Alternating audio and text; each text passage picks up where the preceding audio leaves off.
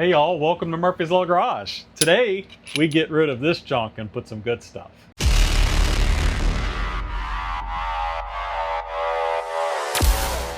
What's the good stuff, you might ask? Well, here is the factory tow rod with the eccentric bolt. And here is the BMR on-car adjustable tow rod. Oh, don't lose my adapters. That takes its place. The important thing that's being done here is that this is much stiffer than this. This stamped steel piece here can actually flex and deflect on the car. Also, though this has a bearing in it up here, this one's got a much tighter heim joint style ball bearing. And then also, we're removing the eccentric adjustment by locking out the eccentrics on the car. Now, why would we do that?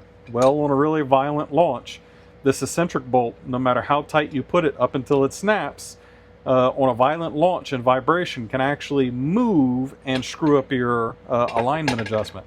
So this allows us to lock all of that out, make it super solid, and make our adjustments easily from down below. Now, the very first thing I'm going to do before we even walk outside to go stick this on the car is I am going to run both of these ends off right here and put some more anti-seize on them. Why? Because on the other one that I did already, clearly, there was like a breath of anti-seize on these bolts here for the adjuster, and you want more than that. Heck, honestly, I think this one has absolutely none.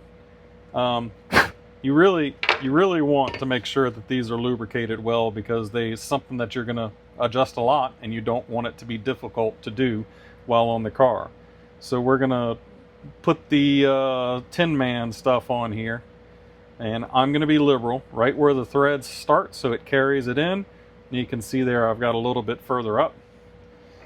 And then as I run it on, it's going to drag up the threads all the way and make sure that we are fully lubricated. Now, this end didn't feel bad at all.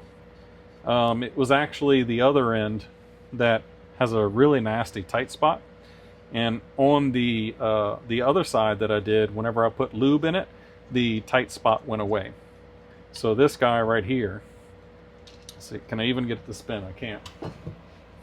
This guy is very snug. So I'm going to run this down. So I see I can't even turn it. Let me, it's probably reverse thread. Let me be smarter here. Let's go the other way. Nope. Let me put this in vise. Well, I've got this guy coming off. So it took a good bit of force to get it past that rough spot. And this one I can tell definitely has a sniff of anti-seize on it. Can you see that? It's a little dried up. It's probably been on there for a minute. Make sure we clean these two. And then we're going to do a better job with the anti-seize. It's probably why it's sticking, is it's the part might have been sitting around for a bit. And the anti-seize had a chance to dry up. So we're going to put a little bit more on there to make sure that it doesn't have that opportunity. Again, stripe up the shaft. That sounds inappropriate. And then we're going to start this guy again and run it down. Now, this is a welded part, so sometimes you just end up with a thread that pinches a little bit. You can see how they've welded that collar on. But we should, it's already feeling tremendously better. Yep, look at that. I managed to go all the way down the bottom by hand, whereas it took a wrench to get it off before. That's what we're looking for here. These things should realistically be able to move either by hand or with a very light force with a wrench. The next thing I'm going to do is we need to set these generally about where I want them to be. I know from the other side that we need to have about this much thread showing, and then we can adjust it on the car. So I think we're going to call that one good, because it doesn't want to go on easily by hand anymore. We'll go up to about right here, like that. What's important is the amount of thread that shows be pretty even, so that the adjuster doesn't go further in on one side than it does the other. That would make this much more difficult. So about up to right there. And I'm going to say about up to right there. Threads are even between the two. You see that? That's about where we want to be. I'm going to call that a 1/4 inch. Check my home joint. That's moving freely. That feels good. Okay, so we're going to take this along with our hardware. There is a short bolt and a long bolt. They're very close, so just pay attention to which one you're grabbing. The Tin Man is getting everywhere. I'm going to have to stop and clean myself. You've got 2 locking nuts that need to come with us. Don't forget your adapters.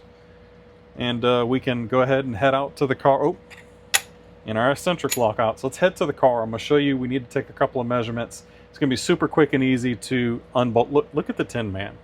You know how it is when you take Loctite thread anti-seize out and you touch anything? Well, guess what? Look, it's trying to climb out of the container and get on everything. Jeez. Let's go to the car. All right, so here's our victim. This is the tow arm. Obviously, I'm laying under the car. Got it picked up. The wheel's off. It doesn't need to be off. I've been working on a bunch of other things, including doing the lower control arm BMR bearing, the Kelltrac toe bearing. I've got this bolt temporarily in here.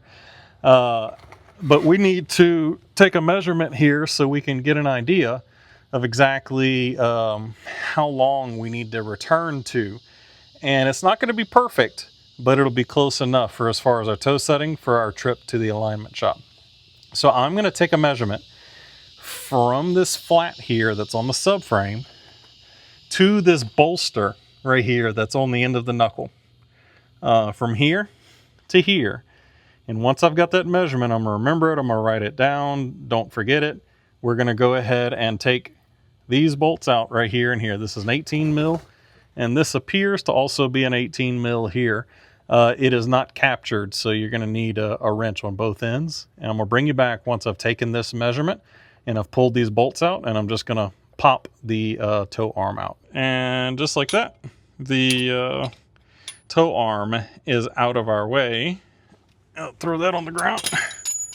And now you can see my Kelltrac toe bushing here that we just installed just a little while ago. Again, that video came out before this one. Check it out.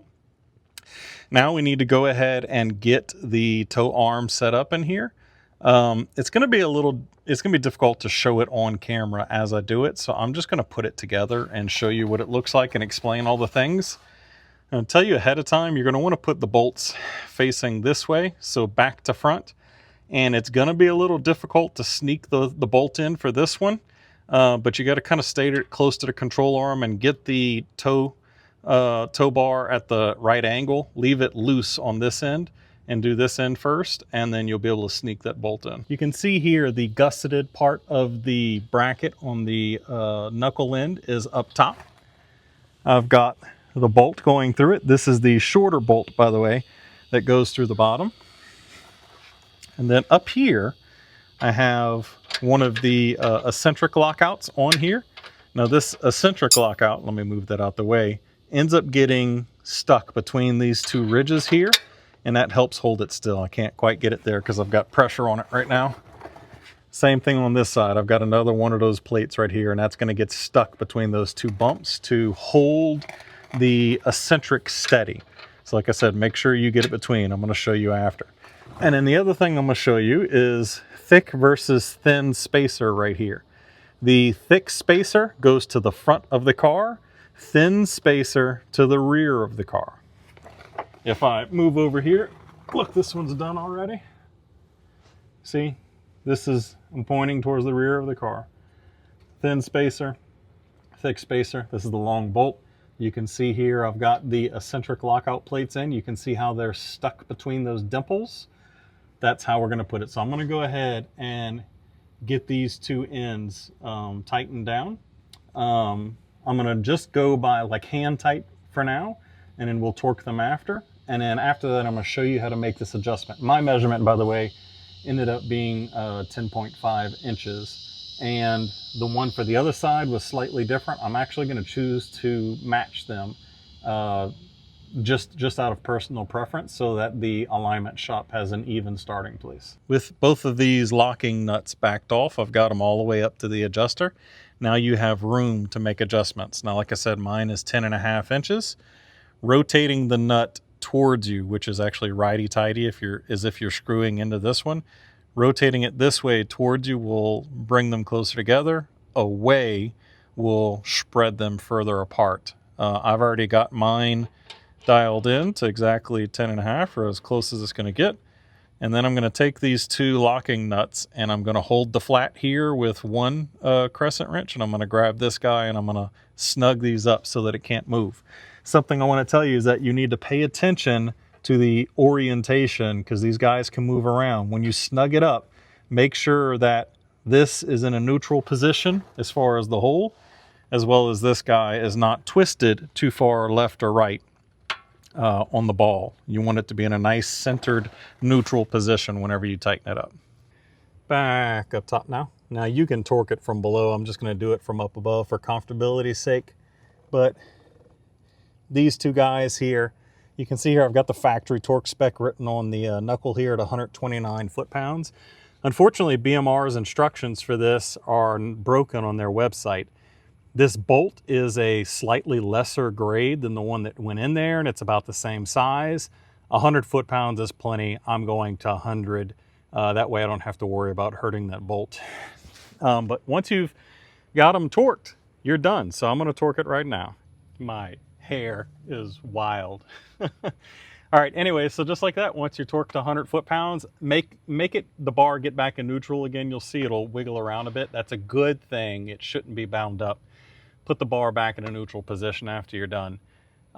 That's it. In my case, I'm gonna put my wheel back on and go on about my business. And for all of us, that means obviously go to the alignment shop. You have to get in alignment after doing this. I don't care how many measurements you take. Anyways, thank y'all for watching the video. As usual, we love you. God bless. Peace.